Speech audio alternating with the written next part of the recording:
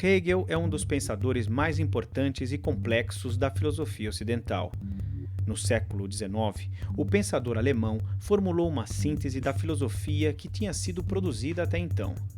Hegel introduz a dimensão da historicidade no debate filosófico, fazendo uma notável inflexão, já que desde os gregos dominava a ideia de que havia uma realidade estável, imutável, permanente. Esta concepção do conhecimento, de que ele precisava estar baseado num princípio universal e necessário, imutável, permanente, esta concepção vai ser superada. O Hegel vai valorizar, vai introduzir e vai valorizar e vai dar estatuto filosófico à categoria de contradição, que é justamente o contrário da identidade. Ou seja, nada é sendo igual a si mesmo o tempo todo. Ao contrário, tudo é se tornando. As coisas existem na medida em que elas realizam um profundo e permanente processo de mudança. Para Hegel, então, tudo está se tornando, sempre modificando-se. Não há uma ideia fixa de homem. Na realidade, ele evolui, transforma-se constantemente. Na verdade, o Hegel não está descobrindo isso sozinho, mas ele está descobrindo, fazendo uma inflexão, fazendo uma reavaliação de todo esse legado filosófico. Como nós sabemos, o pensamento filosófico nasce basicamente de um contraponto entre o pensamento de Parmênides, que é um dos primeiros pré-socráticos, e o pensamento de Heráclito, outro seu contemporâneo. Parmênides lança as bases da metafísica com sua teoria de que o ser é o que é, tem unidade e identidade permanentes. Já Heráclito, outro filósofo pré-socrático, defendia a ideia de que tudo se move, tudo se transforma. É dele o aforismo de que nunca podemos nos banhar no mesmo rio, pois no segundo mergulho já não é mais o mesmo rio, nem o mesmo mergulhador. Alinhado com o pensamento de Heráclito, Hegel promove uma profunda mudança de visão. Como sempre, nós estamos insistindo que as filosofias, as expressões filosóficas dos grandes filósofos, elas expressam, elas traduzem também um pouco o espírito da época. Não é só uma iluminação pessoal, individualizada de um grande gênio, mas ela também é a expressão de um momento. Então, o Hegel está vivendo já em plena era moderna, em que outros elementos da cultura estão contribuindo para esta mudança de visão.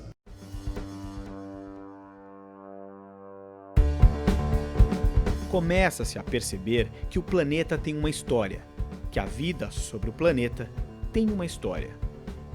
As grandes navegações possibilitam que os europeus tenham contato com outras civilizações que vivem em diferentes estágios de desenvolvimento cultural. Vive-se uma valorização da natureza.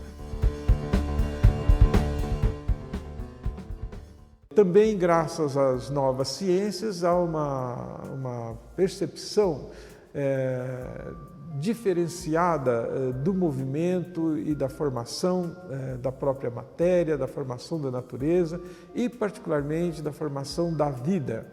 A descoberta do aspecto evolutivo da própria vida, né? Que temos aí o prenúncio de toda a teoria da evolução, que depois o Darwin e Lamarck vão consolidar, mas que já há esse sentimento ligado que vê uma certa transformação permanente na natureza. A natureza não é fixa, permanente, igual a si mesma, mas, ao contrário, está ocorrendo um processo de permanente formação através de um processo de de transformação. Hegel viveu na transição entre os séculos XVIII e XIX, um momento em que a filosofia europeia era dominada pelo Iluminismo, cujo principal representante foi o também filósofo alemão Immanuel Kant. De acordo com a filosofia iluminista, a razão natural era a grande ferramenta para a produção do conhecimento. Apesar de pertencer a essa linha da filosofia moderna, Hegel considerava que havia uma exacerbação da racionalidade, uma supervalorização da razão. A filosofia de Hegel é também um diálogo, uma resposta e mesmo uma contraposição a esta filosofia iluminista de Kant que supervalorizava a razão. Agora, em Hegel, nós vamos ver que ele transforma a própria racionalidade numa outra atmosfera, num outro clima, que é esse de ter uma razão mais sensitiva, mais marcada pela sensibilidade. É o momento em que a natureza, as forças vitais da natureza estão sendo redescobertas, inclusive graças ao próprio conhecimento científico, mas também por uma atitude menos instrumentalista com relação a ao mundo material, ao que o mundo material representa para a própria humanidade. E aí há toda essa atitude expressa particularmente na literatura, através do romantismo, esse romantismo que vai atravessando toda a cultura europeia e particularmente a cultura alemã, e isto vai exercer uma influência muito grande sobre os filósofos, aí no caso podemos reiterar do Fichte, do Schelling e posteriormente do Hegel, que implica uma valorização da sensibilidade, não apenas da lógica racional, mas da sensibilidade como forma de ter esta experiência do mundo, esta experiência da natureza. Isto, inclusive, encontra um outro aspecto muito importante na formação do pensamento de Hegel, que é um resgate, em plena era moderna, do misticismo das religiões.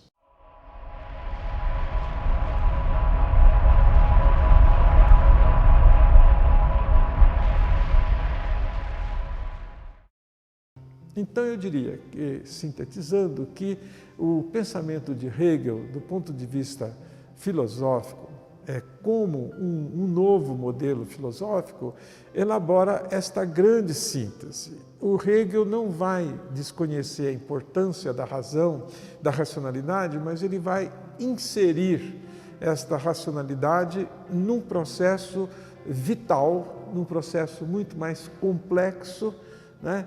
E onde ele vai identificar particularmente a ideia de uma transformação pela força dos contrários. Ou seja, não só tudo está em movimento, mas esse movimento é um movimento criador, transformador e, mais importante ainda, este movimento é conduzido por uma força provocada por uma luta de contrários.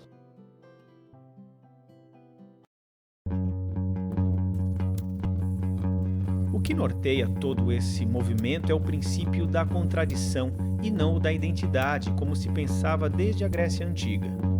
Acreditava-se que todo ente é igual a si mesmo, sem distinção interna. Isso ocorreria graças à essência que é individualizadora, que define o que é o ser de forma imutável e eterna.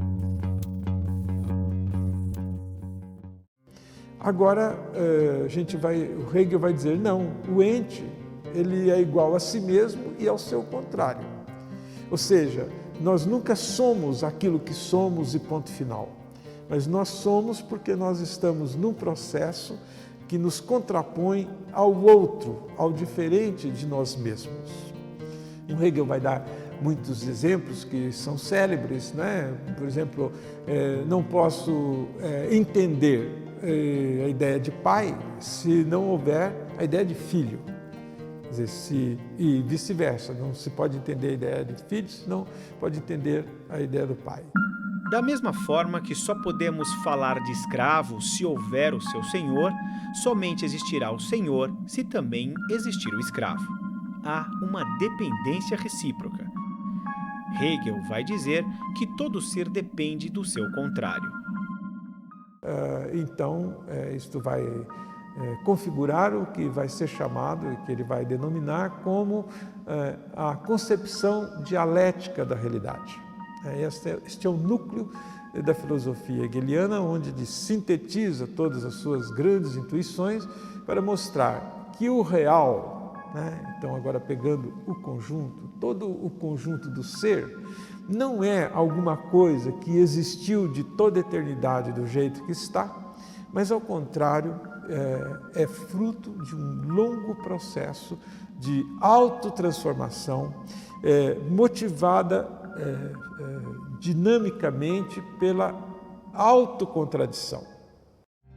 Uma contribuição hegeliana fundamental é a tríade tese, antítese, síntese. Como exemplo, Hegel diz que a infância é a fase da tese, ou seja, da afirmação. A criança se define como sendo idêntica a si mesma, não tem noção do diferente, se considera plenamente integrada ao mundo. Na adolescência vem a crise. A pessoa passa a negar a infância.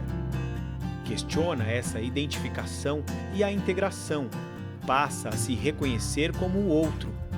É o momento da antítese. Com o tempo, o adolescente entende que, se é verdade que não deve se sentir totalmente integrado e dependente como na infância, também é verdade que ele não é totalmente independente e chega assim à maturidade, superando as duas fases anteriores.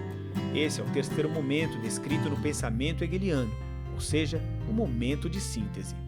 A partir desse exemplo, podemos falar do sistema hegeliano para toda a realidade humana. Então ele vai construir um grande sistema de acordo com o qual está ocorrendo um grande processo de transformação do próprio ser, né?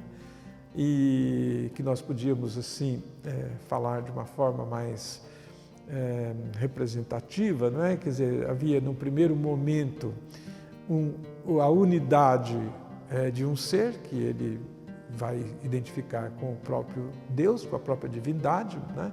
Mas que um dado momento esta primeira unidade passando por contradições internas, o que acontece com ela? Ela se nega, ela cai na total negação de si mesma. Então, Deus, nessa primeira fase, que ele chamava justamente da ideia, transforma-se, é jogada no seu contraditório, no seu contrário, que é a natureza. Quer dizer, o mundo material, a natureza no seu conjunto, o que nós chamaríamos hoje na nossa linguagem o cosmos, nada mais é do que uma figura da própria ideia que se materializou se negando como ideia, passando por esse processo de autonegação. Mas esta autonegação, esta segunda figura, ela não vai ficar eternamente parada no seu estágio. Ela vai, por sua vez, recuperar a primeira fase, o primeiro estágio, negar o segundo fase e chegar a um terceiro estágio. É a famosa tríade, né, muito conhecida, né, da tese, antítese e síntese. A famosa tríade hegeliana, a base, né, a estrutura, a configuração da dialética. Todo ser vai se tornando, todo ser é um vir a ser, ele vai sendo, ele vai se tornando, passando por essas três etapas. Então, o Hegel vê tudo sob esta unidade. A visão dele é uma visão monista. Há um ser só né? Que não há nada fora dele, e nem no espaço, nem no tempo, e o que nós chamamos a nossa história concreta, todas essas etapas que nós vimos, nada mais é do que um desdobramento interno dessa unidade. E evidentemente que, né, o Hegel está, como vimos, nesse espírito romântico e neo-religioso, né? E Deus faz parte disso tudo. Quer dizer, Deus não é alguma coisa fora do mundo, né? Mas Deus, né, o que nós chamamos de Deus, integra este processo todo. E tudo subordinado ao movimento de tese, antítese e síntese da dialética, que vale tanto para a formação da realidade quanto para a construção do conhecimento. Hegel é um bom exemplo do filósofo educador. Muito embora ele não tenha escrito nenhuma obra sistemática de filosofia da educação, né, nós encontramos duas situações muito sintomáticas e muito importantes quando vemos as relações entre a filosofia e a educação. Do ponto de vista teórico, o próprio conteúdo de sua obra mostra uma identificação profunda entre filosofia e educação. Todo o seu pensamento tem a destinação de educar a humanidade. Mas do ponto de vista prático, o Hegel, como personalidade, era um educador, ele era um professor. Foi professor de ensino médio, diretor de colégio, professor de universidade, orientador, de formas que é alguém que estava diretamente envolvido com o trabalho pedagógico cotidiano. E nesse sentido ele produziu alguns escritos de tamanho menor, de densidade mais direta, mais diretamente direcionados aos professores, aos alunos, aos administradores, que foram conservados através dos seus famosos discursos. Por exemplo, discursos de encerramento de período letivo, solenidades em que estavam presentes os governantes, né? E nesses pequenos escritos ele desce ao detalhe de como ele implementaria, de como ele vê que devem ser implementadas os compromissos e as atividades escolares. De acordo com Hegel, para a eficiente transmissão dos valores e formação do caráter, é necessário que a escola cultive o hábito de fazer as coisas bem feitas, que promova a reflexão e a leitura dos grandes clássicos, além de valorizar o exemplo do professor. Ele entra, por exemplo, na questão do currículo, discutindo as disciplinas, como é que ele vê quais seriam as disciplinas importantes para a formação do adolescente, para a formação do jovem, para a formação das crianças, obviamente tomando como referência a realidade concreta da Alemanha nessa transição do século XVIII para o século XIX, mas também não perdendo de vista aquelas implicações, aquelas exigências que ele tinha estabelecido conceitualmente. Hegel defendia uma escola com currículo pequeno, mas profundo. Deveria ser formado por conhecimentos a serem transmitidos para as novas gerações, mas não somente para conservar a herança, e sim ampliá-la. Dos métodos didáticos, didáticos pedagógicos, como trabalhar diretamente a atividade de ensino, Hegel aplicava o método dialético à pedagogia, recusando assim extremismos pedagógicos. Acreditava que o mais importante que o professor poderia oferecer era a sua vocação genuína para o ato de ensinar. Da exigência da disciplina, que certas exigências que nós temos que fazer da criança e do adolescente e que para o Hegel nascem da própria condição, do próprio estágio destas figuras da infância e da adolescência. A criança encontra-se, em função da sua inserção imediata na natureza, ela se encontra perdida, ela ainda não tem a autonomia necessária. Por isso que a disciplina institucional não é uma violência, mas é um apoio, uma condição necessária para que ela possa avançar na experiência de desalienação. Considerava a formação ética tão importante quanto a formação intelectual. Acreditava que sem ordem e disciplina não é possível aprender.